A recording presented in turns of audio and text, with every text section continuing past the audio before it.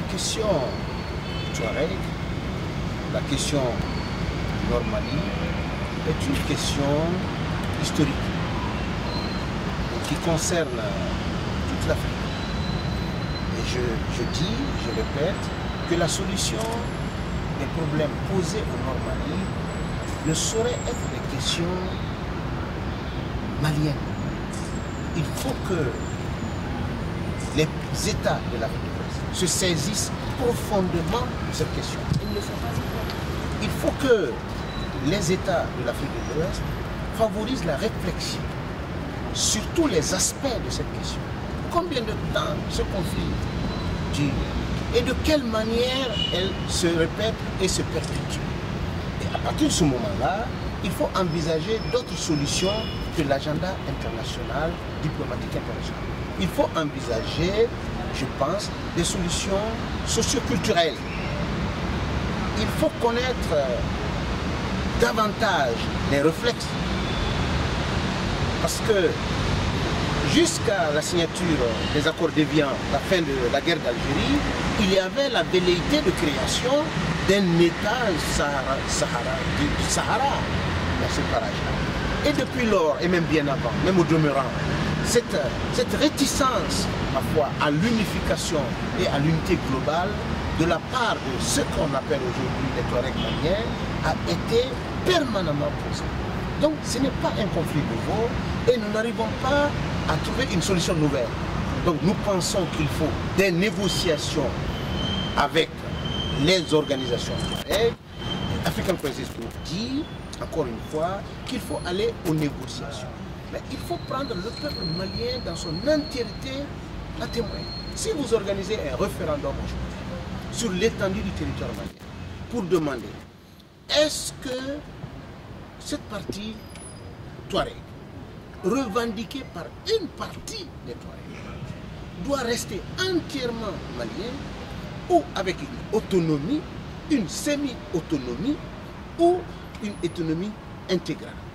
Si la question est posée, peut-être que vous serez étonné de voir que la majorité des Touaregs vont dire « je veux rester malien ».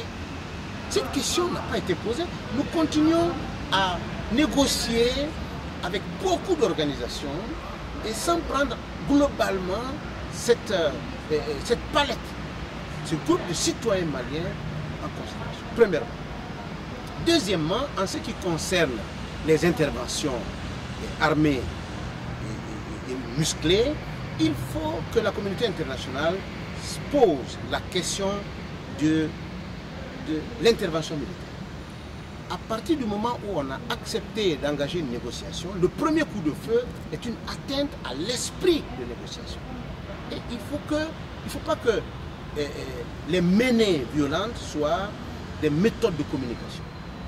Et ces messages doivent être clairs, partagés, et c'est ce qui doit être un préalable. Excusez-moi de vous interrompre, docteur. Vous êtes en train de dire que, prenons la situation telle qu'elle est aujourd'hui, il y a des négociations, le MNLA et ses alliés font une sortie militaire.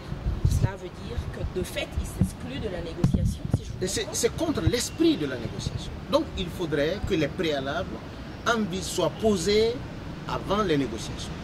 Et que les négociations se passent dans un contexte malien.